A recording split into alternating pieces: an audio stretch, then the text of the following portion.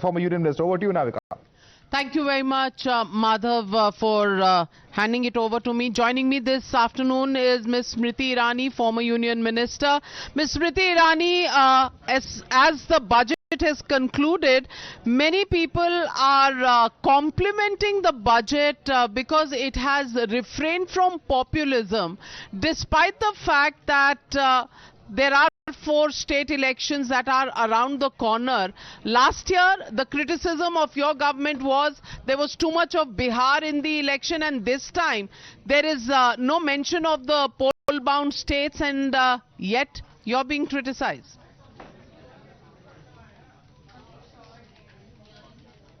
I think this is Chit Bhi Meri Pat Bhi Meri politics, and a clear manifestation of that.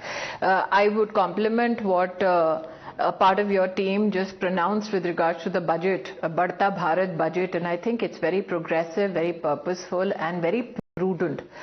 Many announcements, and if you can allow me to elaborate, if you look at the city economic region announcement, today in India, Tier 2, Tier 3 cities contribute to at least 40% of our GDP.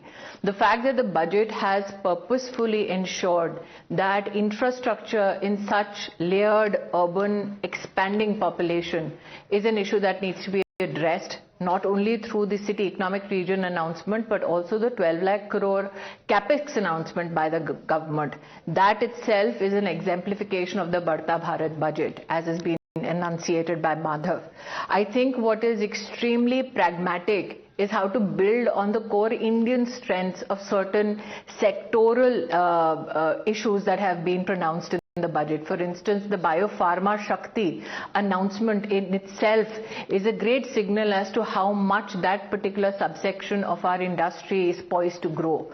Today, 20% of generic medicines of the world are supplied by India. 60% of the vaccine market is being supplied for by India. Today, the largest number of US FDA approved plants outside the US are that of India. And this announcement, in fact, then in some way boosts that Indian capacity in the biopharma segment. The announcement with regards to the corridor for rare earth mineral production, India has the 3rd largest reserves in the world, but our global production contribution is about 1–1.5%. That in itself is an indication of the Badhta Bharat budget. So those who want to criticize will obviously criticize for maybe a lack of intent to contribute towards the Badhta Bharat, but I would congratulate the Prime Minister and his team for being again purposeful, progressive and pragmatic.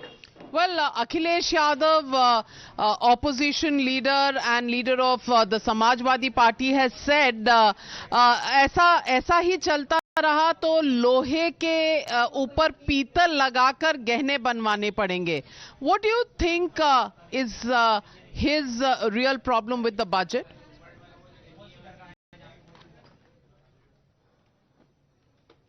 I think the real problem is manifested in that perpetual positioning as an opposition leader, but that is but natural for him to proclaim and not find any positives in the budget.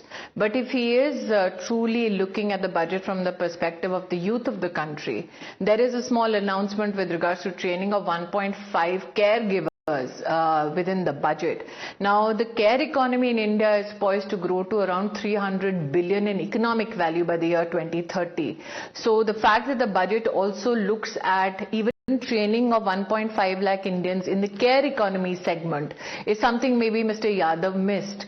The fact that the budget speaks about an expanded budgetary composition or allocation towards electronics manufacturing.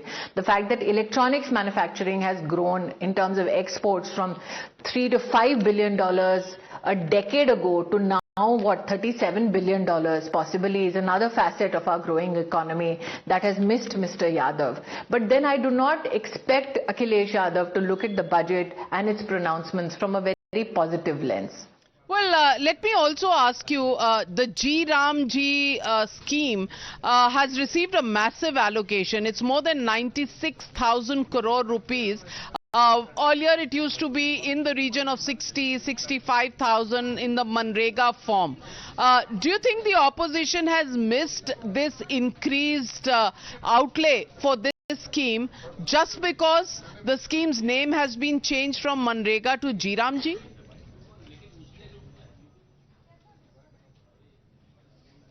I think it's not only the opposition missing the detail in terms of the announcement made, but the intent of the opposition is to stay in the opposition, for which I compliment them. The fact that the Prime Minister has changed the very scope of this scheme to help create capital assets to supplement the rural economy is, I think, one of his greatest achievements. The fact that he's had this allocation done by also ensuring that those leakages that were in the system are now plugged is also something that one needs to compliment his administration for. The fact that the opposition has created a lot of noise which has not been supplemented by public support, I think is a lesson for the opposition parties. There have been a lot of announcements on the textile front. I want to ask you, having been somebody who's held the textile portfolio, how do you see this announcement in this budget, and how much do you think India can participate in the global huge economy of textile exports that exists?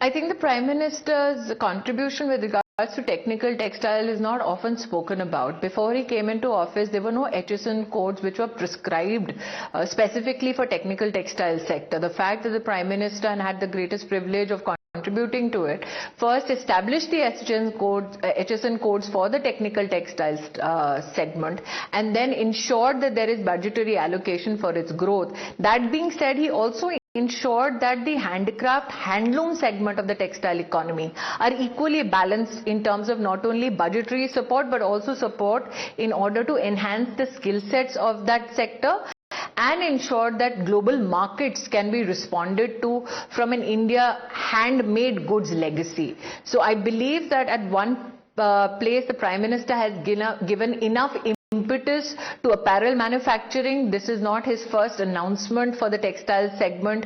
He's done enough announcements not only for handcraft, handloom, but also ensured that man-made textile is something, and fiber compositions are given enough impetus to. But Navika, I feel that if you look at the future of textiles and technical textiles and the announcements today of the mega textile park specifically focusing technical textiles is a huge win for the industry, because technical textile cover the whole gamut of not only building of roads but also medical devices and satellite building.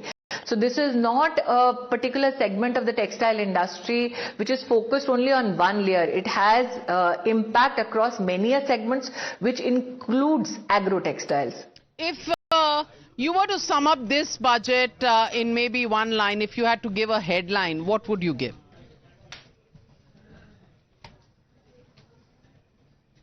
I think not me, Madhav is given the headlines, Times Now is given the headlines.